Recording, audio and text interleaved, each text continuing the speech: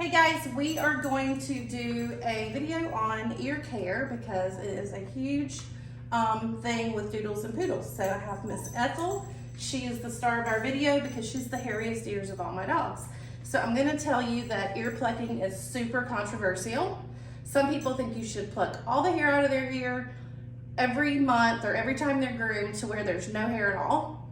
And then other people think you should leave it alone and just trim it. And I'm kind of somewhere in the middle. So I used to get Ethel's ear hair plucked every month at the vet because her ears were so hairy, but she kept an ear infection when I did that. So I quit plucking it clean. I mean, I used to like have it plucked no hair.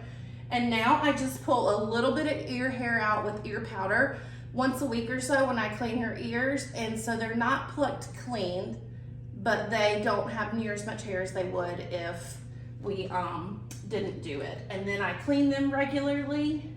So this is Ethel's ear flap. I just pull it back. And then when I'm grooming her, I trim this hair right on the front of her ear really short. So we're just letting extra air in that way. And then I take my clippers and clip some of the inside of the hair because she's just super duper hairy. And this is not something you'll really ever see because it's under her ear. So the first thing we do is with ear powder, this just makes the hair grippy. So we're gonna put some ear powder in and squish it all around. And then this doesn't feel good, but it's not excruciating. So I just pull out little bits at a time.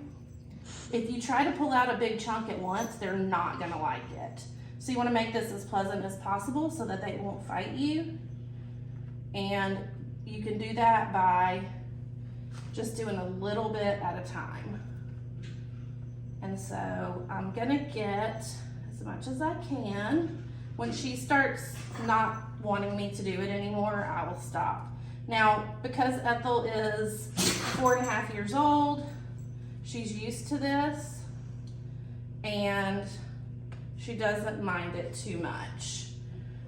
You're not gonna hurt their ear by putting your fingers in there and plucking the hair. A dog's ear canal is L-shaped, and so you're not gonna go too deep, I promise.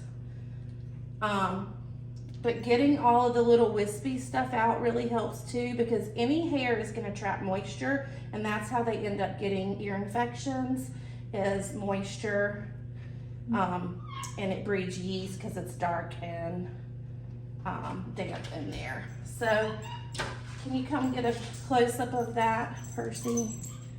I've gotten quite a bit out. I'm gonna leave the rest because I don't like to pluck it to where I get everything all at once because it irritates her ears. And then the irritations, the little micro abrasions from pulling the hair, is what causes the ear infection after plucking. So I do two things after I pluck. One is I use this canine ear solution. It has a ingredient in it called, I think it's Genetine Violet. I'm probably not saying it right, but it is something that's been used for years with livestock. It's a natural antifungal. And so I use that. And so this is gonna clean her ear, and I just squirt it in there to fill it up, and then I reach under here and really massage it. And then I let her shake. Will you shake for me, Ethel? Sometimes she shakes, sometimes she doesn't. And if she doesn't shake, then I just take a cotton pad and wipe it out. So this is gonna clean her ear really good and get any of that extra ear powder out. And I can see there's a teeny bit of redness in her ear where I pulled some hair, okay? So then after I do the other ear, I'm gonna take this product, which is what really helps my dogs from getting ear infections. After the cleaning and plucking, I use the Zymox ear solution, and it's got hydrocortisone in it. You can get the 0.5 or the 1%, but I put this in their ear after plucking every time. So I clean and then put the ear solution in there, and the hydrocortisone helps their ear not to be itchy, and it keeps them from getting an ear infection after plucking. So that's how I do the ear cleaning. Okay.